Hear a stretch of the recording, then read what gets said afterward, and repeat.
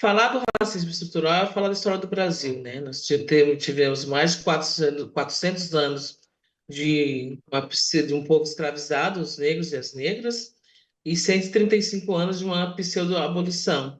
E quando a gente fala desse racismo estrutural, a gente continua vivendo ele até hoje, porque os negros e negras tivemos o 14 de maio, fomos postos à rua, e a estrutura racista de segregação, de falta de emprego, a gente continua até hoje. E os donos das grandes fazendas são os empresários, quem detém o poder hoje nesse Brasil, né? Então, a gente continua com uma estrutura ainda muito racista, tanto nas escolas públicas e quanto nas escolas particulares.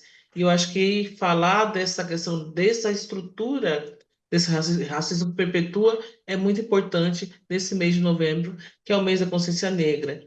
E assim dizer também, não é porque nós negros e negras vivemos isso o ano todo, mas a gente tem que ter esse 20 de novembro para a gente avaliar e discutir propostas também nesse combate ao racismo, que ele é diário, e assim, nos adoece a cada dia. A gente tem que fazer, como o Rodando falou, uma pequena trajetória histórica do movimento negro. É, eu falo do setor privado, né, que a gente tem escassez de informações, não temos pesquisa, dados muito, como tem no setor público, dessa relação da consciência negra, que é um dia importante para todos e todas, né?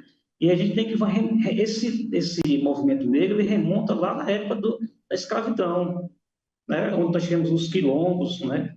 E hoje no presente, aquilo que o movimento negro conseguiu é, de melhorias, diminuição do racismo, resulta desses movimentos que vieram na época do império da escravidão, pós-abolição, também nós temos esse aí movimento. Então, na época da escravidão, nós tínhamos os quilombos, certo? Nós tínhamos, por exemplo, a Conjuração Baiana, que também foi um outro movimento que combate o escravismo. Pós a abolição, nós tivemos aí, em 1871, a formação da Frente Negra Brasileira, que procurou fazer com que esse negro, agora liberto da escravidão, fosse integrado à sociedade, lutou pela alfabetização. Então, é um movimento que vem de muito tempo.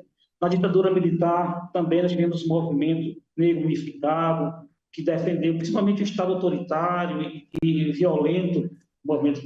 Tudo isso levou à formação de políticas públicas para o negro, como, por exemplo, no presente nós temos a lei de cotas, que é uma conquista do movimento negro, né, que traz as cotas para as universidades e para concursos públicos.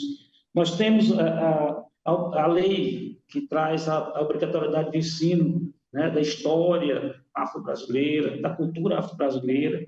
Então, tudo isso veio trazer para o povo negro brasileiro uma forma de a gente tentar minimizar os efeitos dessa perseguição que é, da desigualdade que é com os negros no Brasil, que é a nossa origem,